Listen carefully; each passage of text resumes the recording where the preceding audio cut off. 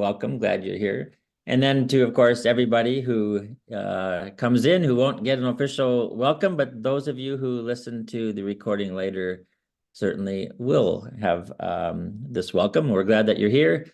We're glad to have Chris Rehm speaking with us today. Chris, and I should say this is a session of the Research-Informed Schools, the special interest group of ECIS, and also of Lausanne American School. So Chris and family visited here at Lausanne American School a month plus ago as visiting scholars. He and his wife Sasha were visiting scholars here. They brought their kids along. Their kids, I should say, are actually scholars as well, really big readers. Sometimes one of the kids would disappear because he was working on a longer paper. Really dedicated. It was really nice to be able to host Chris here. And while Chris was here, he did this presentation for our internal folks on student leadership. And we thought this is something that we definitely should share with our through this venue. So with that, I'll turn it over to Chris. Chris will be relatively short so that we can have some conversation afterwards. And again, a big thanks to ECIS and to all of you for being here. Chris. Great. So much, Paul, and thanks for joining in person and maybe on a recording as well. So I'm passionate about this topic and I appreciate you being a part of this experience. So a quick overview slide. Right now I'm in Wuhan, China, where I've had my 4th year as I'm a head of school at Wuhan Yangtze International School, but I've been on six schools in 3 continents. I got my Ph.D. in strategic leadership studies, so you'll hear a little bit about my journey in this presentation. Paul mentioned my family. They're really important to me, and my wife loves to remind me that she got her Ph.D. first.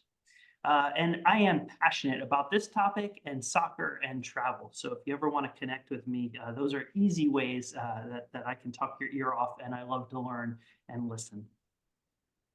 So I'll tell you a quick story. I was at a boarding school a number of years ago in my career, and I got put in charge of developing student leaders. I got put in charge of the prefect and proctor training program at our school. And I looked around and I thought, I have no idea what I'm doing.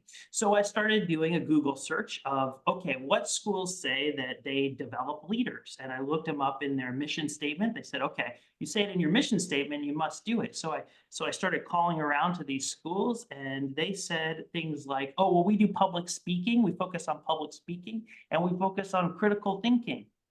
Great. Okay, we do that. What else do? You say you focus on, leader development.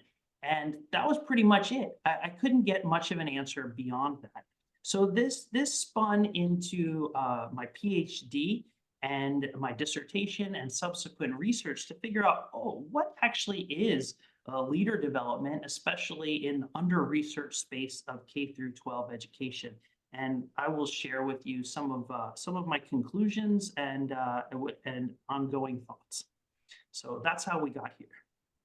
So the problem, as I see it, is that youth leader development actually encompasses a ton of different categories. And we use a lot of different words to describe things that fall under the youth leader development umbrella, like character education or global education, 21st century learning, citizenship. Right, all of these things in some way, shape, or form can fall under the leader development umbrella. And that makes it a really difficult thing to parse out. Okay, what are we doing that actually moves the needle in terms of developing leaders? So we need to differentiate a practitioner-based model as opposed to academic, because there's some things that we can affect as school-level educators and other things that we can't control, like parenting style and genetics are definitely difficult to change quickly, right? We do parent education, of course, and I don't believe that any student is fixed for their lifetime because of genetics, but these things can be difficult to change. So also we need to focus on domains that aren't typically addressed as graduation competencies for most students, like public speaking and critical thinking. I would say any good school should be focusing on that to some extent. So what are the other pieces that really move the needle in terms of leader development? what needs to be highlighted or added as in addition to what schools are already doing.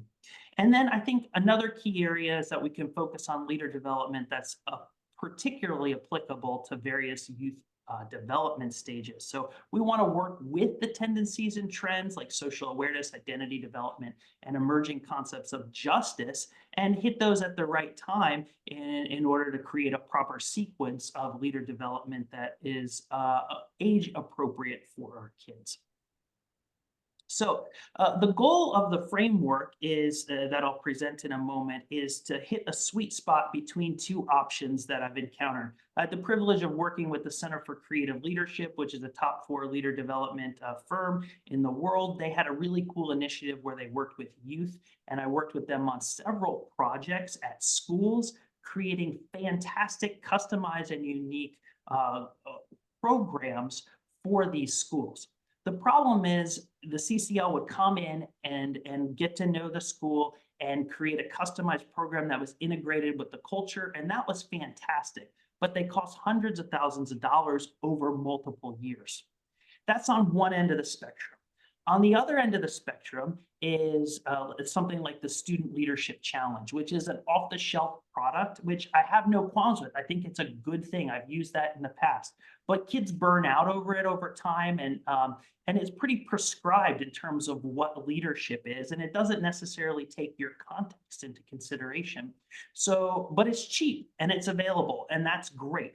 So both these solutions are really good, but we wanted to hit an even better sweet spot right in the middle, something that's customized and you can make it localized for what you do and also cost effective. So here's the hack. We call it leader development slope. Okay. And the slope categories have 5 different categories of leader development: self, learning, others, practice, and environment. We think of these like buckets, okay? Each bucket needs to be filled in order to foster leader development. And the thing about these buckets is they're never totally filled. We're always still learning and growing as leaders. But our contention, I say our because I have a co-author on the work I'm doing, and so I'll frequently say our. But the contention is these buckets are never full, but if you're filling deliberately each bucket, you are actually engaged in leader development for the kids you're working with. So self is about understanding and improving how to lead oneself. From discipline to self-control, identity development, and assessment, I feel like in schools, there's a great opportunity to merge this with college and career counseling, as that becomes a more sophisticated path or track at schools. And what we do with college and career counseling, a lot of identity development assessments have emerged, and there's a logical opportunity to do a better job of meshing that with leader development. Learning is bifurcated into 2 areas, okay? There's continuous learning across all developmental areas, and then there's functional learning for task-specific application. Let me explain. The functional learning is specific to a situation. So example within adults, if you have a knowledge of strategic planning, product management, job or industry-specific information, like you can't work at Caterpillar if you don't know something about engineering or the specific area that you're working on within Caterpillar. Examples with students include like knowledge of a sport. Probably not going to have a leader on the soccer team who knows nothing about soccer, right? That's just how kind of these things work. Excellence in the classroom, an understanding of a student government processes would enable students to have that functional learning piece that would develop their leader potential.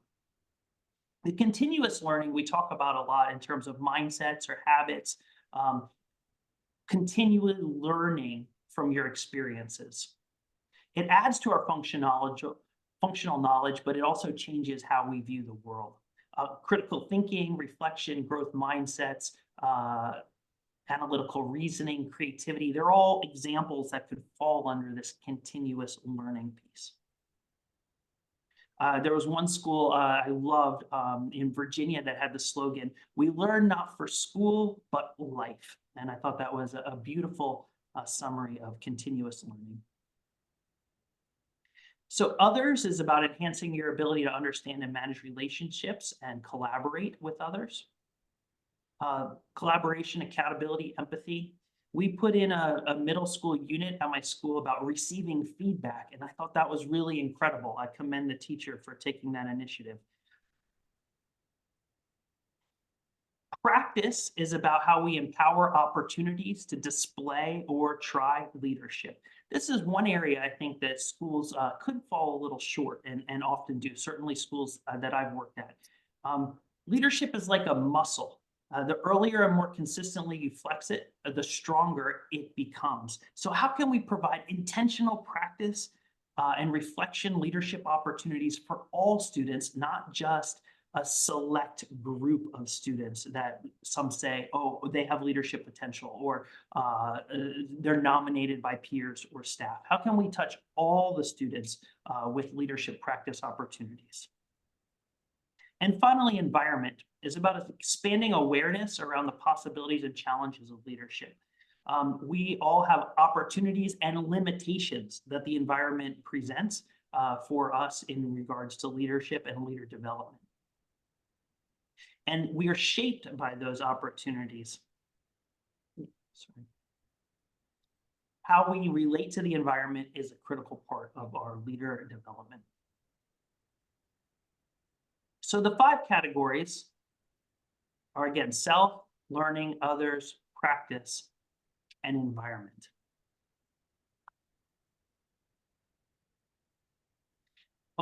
The next slide I'm going to share could be a little overwhelming, but I'll give you an example. I'll give you some examples of how this could be populated in schools. And if you look at a sequence of like ECC, early childhood, through grade 12 or grade 13 experience that prepares kids for college, there's a lot of opportunities to work on these different skill sets or mindsets or habits across that whole educational experience. So what I did is I mapped out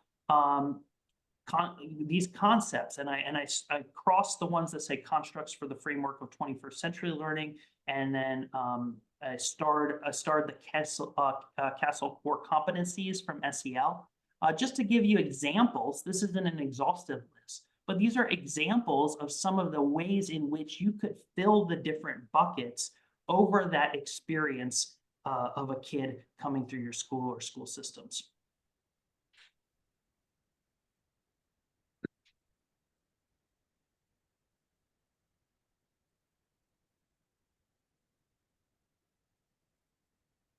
So about slope.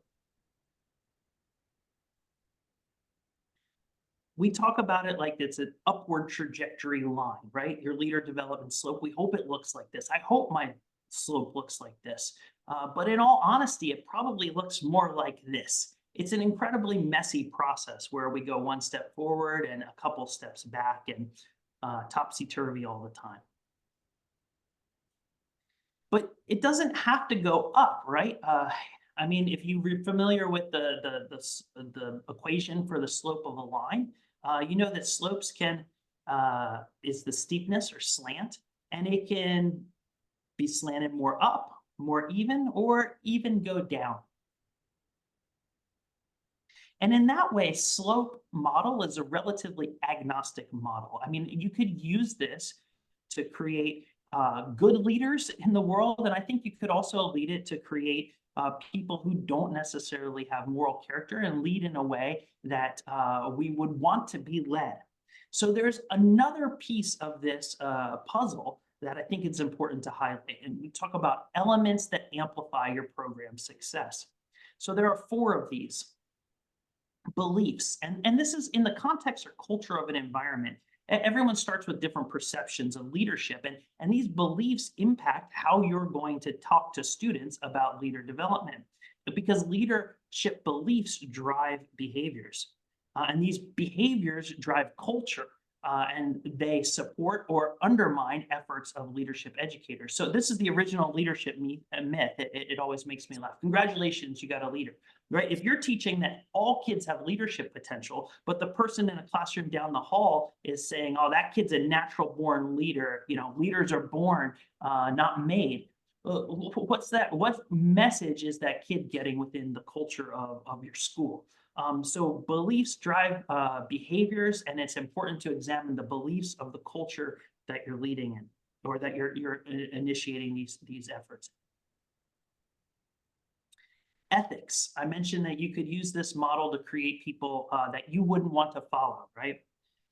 So I had that exact experience actually, because I was working with the prefects and proctors at one of these schools, and we had a prefect who, by all metrics for the school, had a stellar haul. Right, they were in bed on time, and they had good grades, and they were lowest in their disciplinary infractions.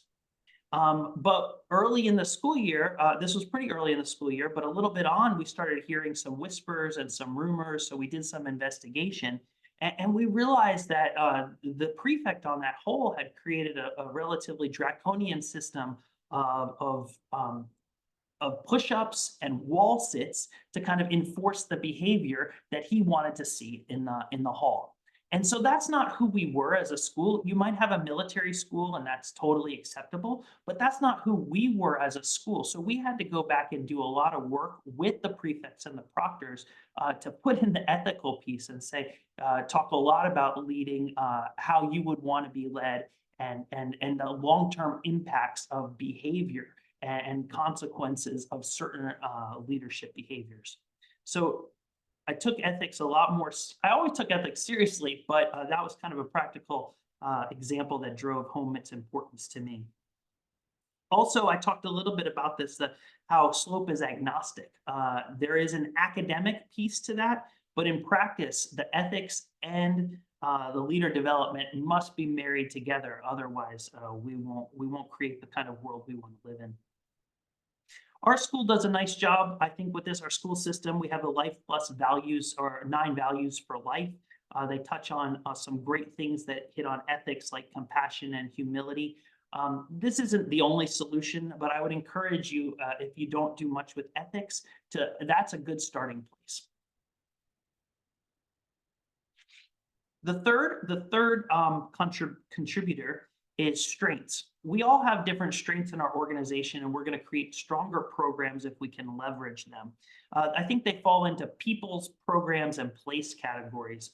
You might have someone at your school who's already doing a lot with leader development, or you might have a program that's a natural place to start building this. You might have an amazing location like Les American School, and you can do great things with the outdoors and the Alps and your ski program. Now, Wuhan doesn't have that, but I think we do have some other fantastic things about our place that we can leverage. And I believe every school has things about their people, program, and place that they can leverage to make a more effective program. And then finally, threads. So this is all about intentionality. How can you weave the threads of intentionality to create that leader development program? We think of it as a leader development lens.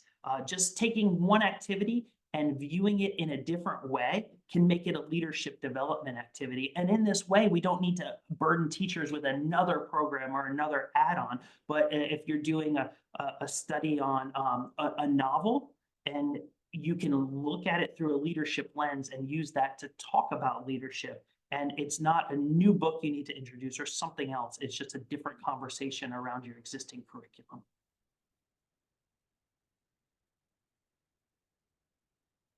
So conveniently, these things spell best slope, which is a way that you can kind of remember the elements that amplify program success and the critical elements for developing leaders.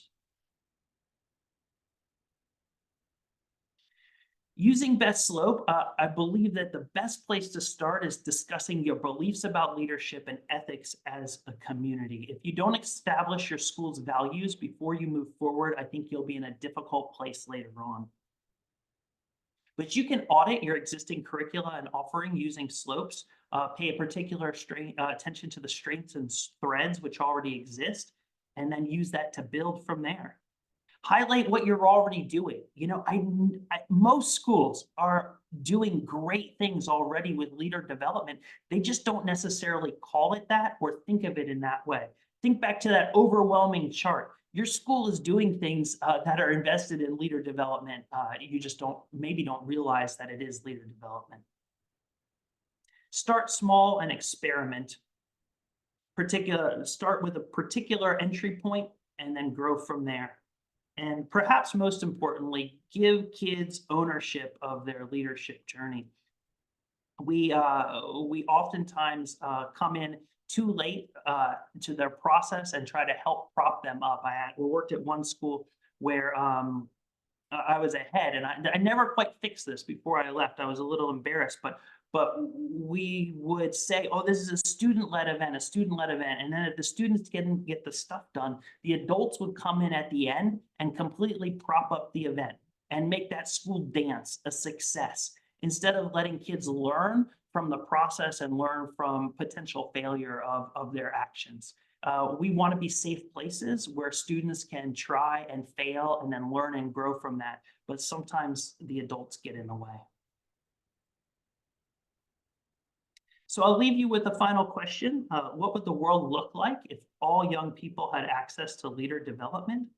Leadership has been a privileged pedagogy. It's a multi-billion-dollar industry in the adult space.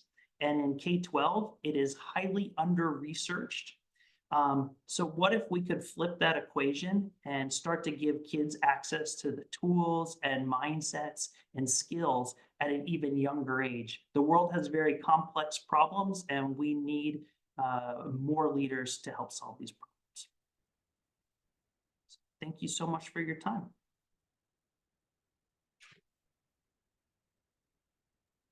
Thank you, Chris. I was taking notes and you caught me by surprise at the end. I had to rush for the unmute.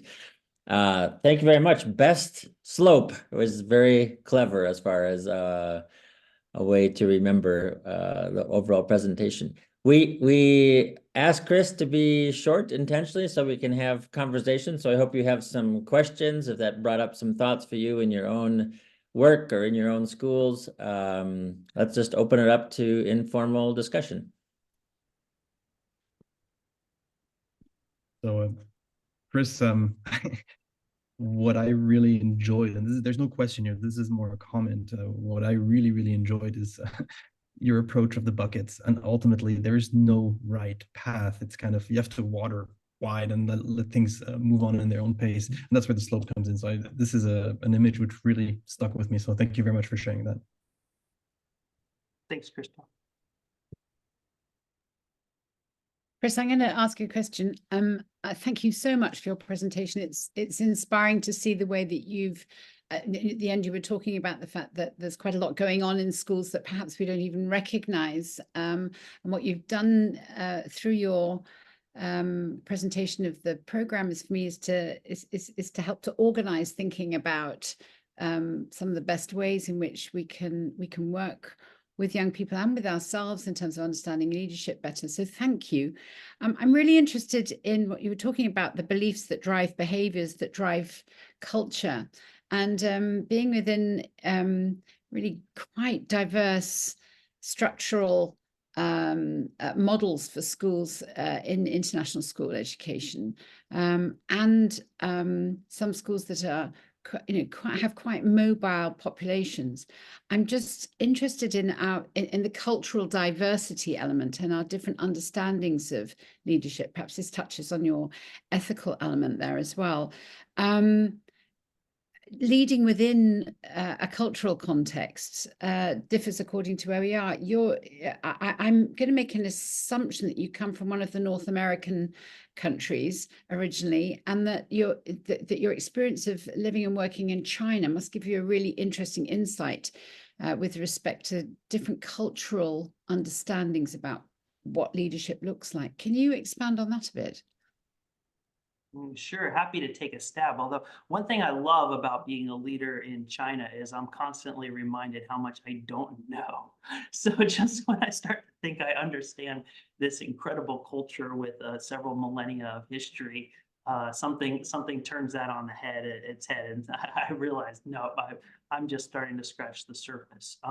So yeah, we have to. Well, I think one thing that we have the ability to do at our school and perhaps your school, we really vet people, and we try to bring people in who adults. I'm talking about adults. We'll educate all students, and we want to help them grow in their thought process. But our vetting process is pretty intense on the hiring side. So that does help kind of create a culture of people with similar beliefs, and that helps immensely. But we have to spend a lot of time on things like conflict.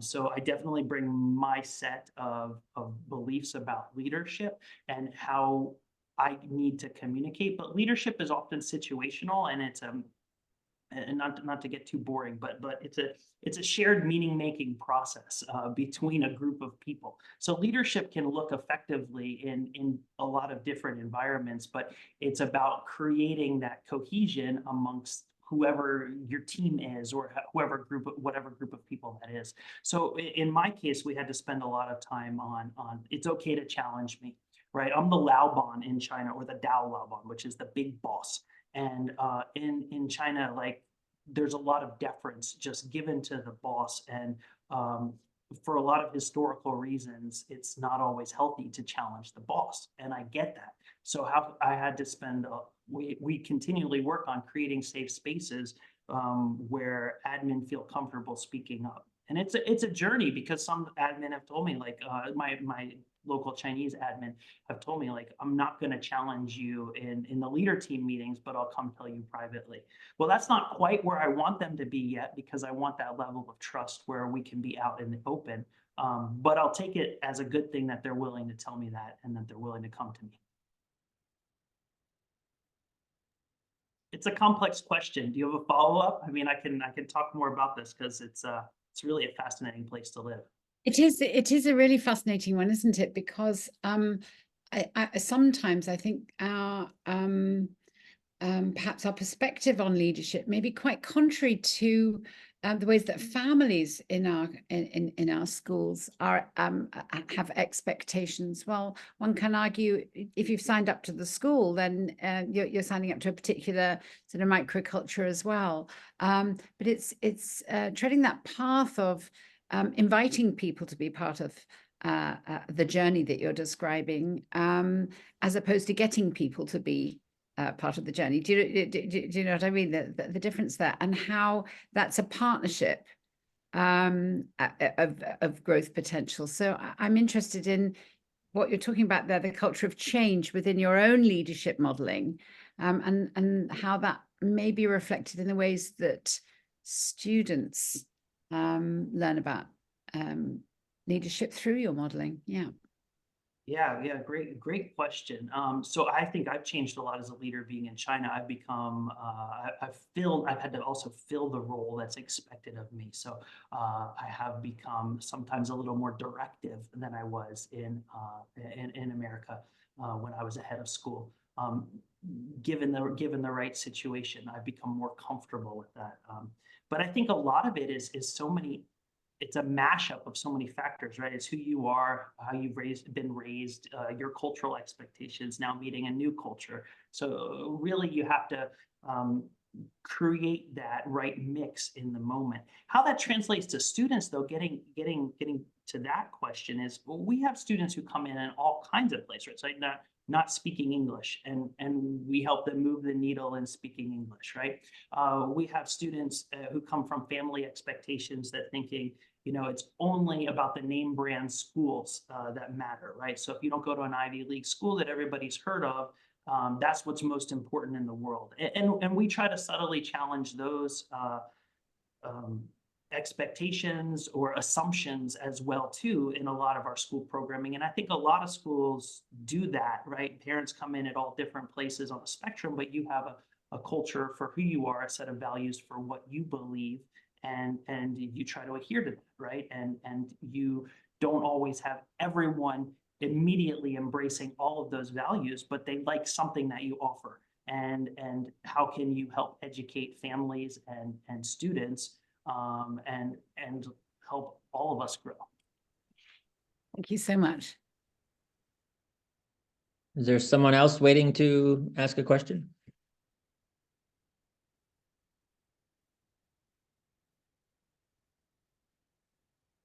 Then I will. I've got a few here for you, Chris, and I know we had so much time to talk while you were here, but from the presentation here, in one of my roles, I spend a lot of time with talking with teachers and leadership. And oftentimes, and this all rolls into what Sarah mentioned, like creating a culture and so on. Oftentimes, teachers are viewing like that 1% that you mentioned as the leadership, and they're viewing themselves not as leaders. And there's actually quite a bit of like environmental information through emails and signage and just the culture and so on that's pretty good, I think, at reinforcing that for them. So I spend a lot of time saying to teachers working on initial licensure, whatever it might be, like, if you don't think you're a leader, I mean, you're standing in front of different groups of people every day with an agenda, with a very short amount of time, with all sorts of issues to accomplish in that short amount of time, and being evaluated often from the outside, right? As you do this. If that's not being a leader, like, what is being a leader? But we have all these messages that people get that they're really not part of this 1%. I think if we're going after sending the message to students of this 90%, then how do we also do that with the adults in our schools? Yeah, great question. And that's hard because people come in with all kinds of life experiences that might already like have them be in a fixed spot in their mind. But leader self-efficacy is a construct I care deeply about. Leader self-efficacy is your belief in your ability to lead. And this impacts your motivation to lead, right? And then your pursuit, which impacts your pursuit of leadership opportunities, right? So if we don't get the LSE part, the leader self-efficacy part right, and I think increasingly it's important to do that at younger and younger ages, we're throttling the leader pipeline at a very early time in students' lives. So I think explaining that to educators can be really helpful because even if they come with more of a fixed mindset about leaders are born and that's what they believe and that's a hard thing to change, most educators don't want to hurt a kid's potential. Right. They're good people in the profession. And if you can explain like that progression that I explained, they might not 100% buy what you say, but they will not want to limit a kid's future opportunities. And I think they'll work with you to some extent, even if they don't totally buy into what you're saying. Mm-hmm. And explaining is one thing, but like living some sort of culture that you've created is it's harder to talk about because it's messy and gray, right? But it's really living in that culture. I could just imagine a teacher sort of like a student asking a teacher something, the teacher saying, "Oh, well, I'll have to ask someone who's in charge." And leaving the student feeling like, why is this person not in charge, right? And then why does the person feel that way in the first place? Does that get passed on to the student? And we have quite a hierarchical system in schools. I mean, we've adopted it for better or for worse. That's how things work with someone sitting at the top of an org chart usually. So I have one other question, unless somebody wants to jump in.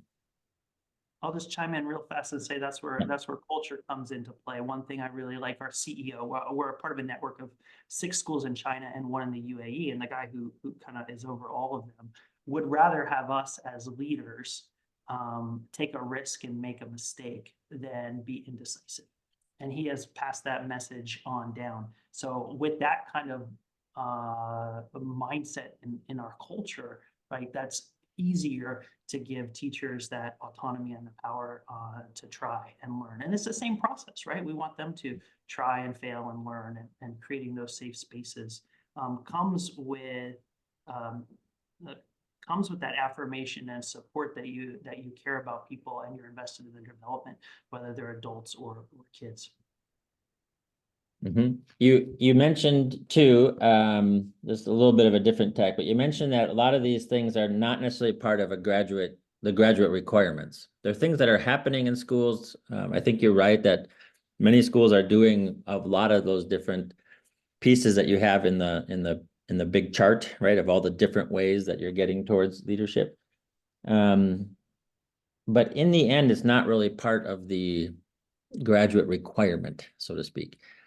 The initiatives that are out there, and I'm sure there's more than I'm aware of, but like Mastery Transcript or the Coalition to Honor All Learning, these pieces that are looking at, like, let's help universities change their perspective a bit so that there's more wiggle room perhaps in K-12 then, and then also with the transcript coming out of K-12. And when I thought of this when you said that the example of the teacher under continuous learning of actually teaching kids how to receive feedback, right? Making that really out there. Like, what if like Mastery Transcript has a category like this person is good at receiving feedback, right? Is that helpful overall to developing student leadership? Is that something that you see as like fertile ground for developing student leadership and getting to that 90%?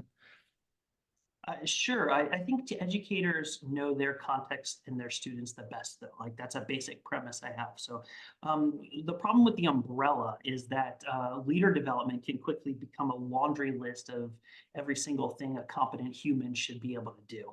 And that gets overwhelming, and that causes you to kind of, oh, well, either we're doing it, like, and you can't describe it, or you shut down and you don't even want to try. So I think it is about understanding the needs of your kids. Like if your kids are really bad at receiving feedback, which our kids needed help in that, yeah, I think that's a really great thing to invest in. And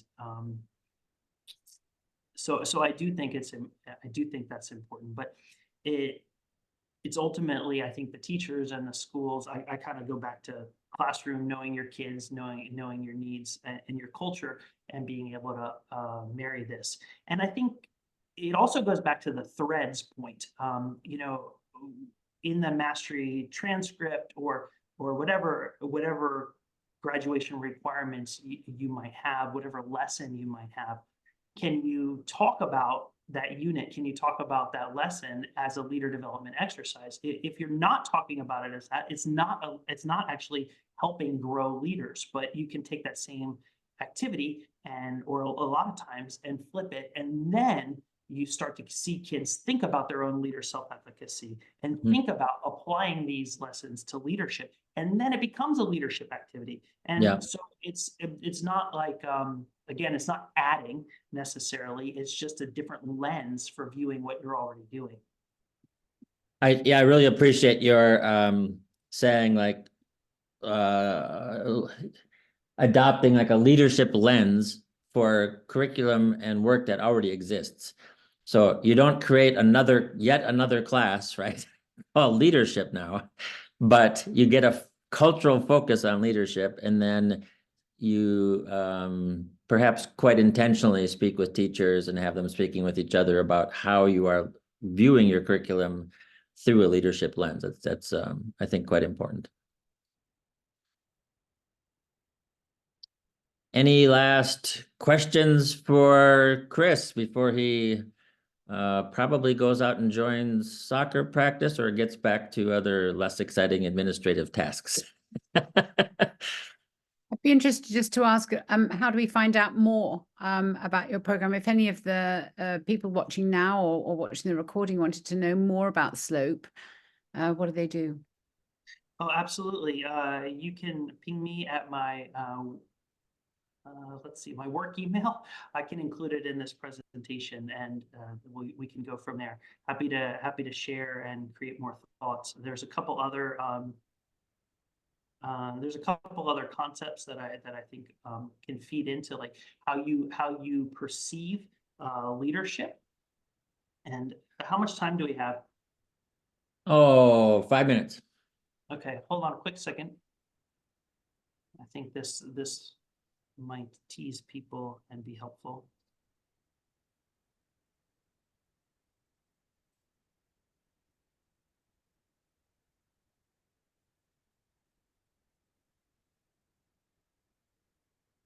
So You think about like what is leadership? This is a question that I get a lot, and because of the cultural stuff, Sarah, that we were talking about, which makes it incredibly complex to actually define what is leadership, and that's why I really like how it's kind of this collective meaning-making process.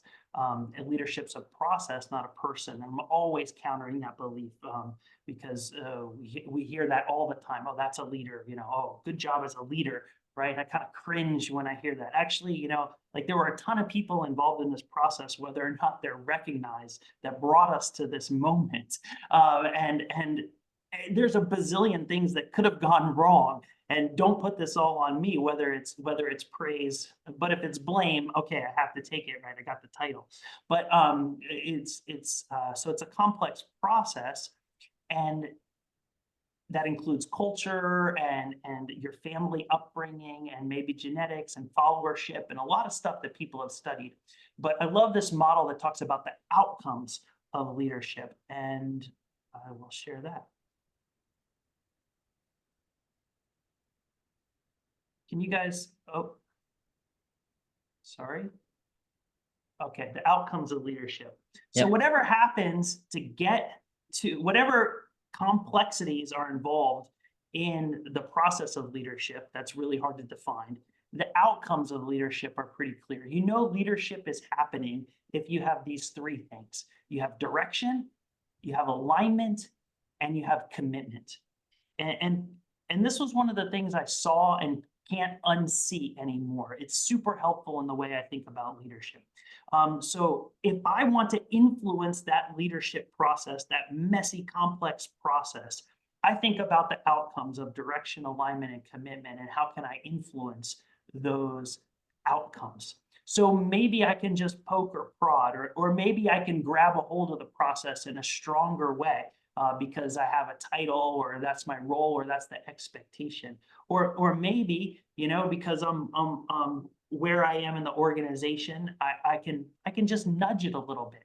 But how can I influence the process of leadership by thinking about the outcomes of a direction, alignment, and commitment? So I think I often get questions on that, and people would be interested. This is from the Center for Creative Leadership, and they do a lot of great work.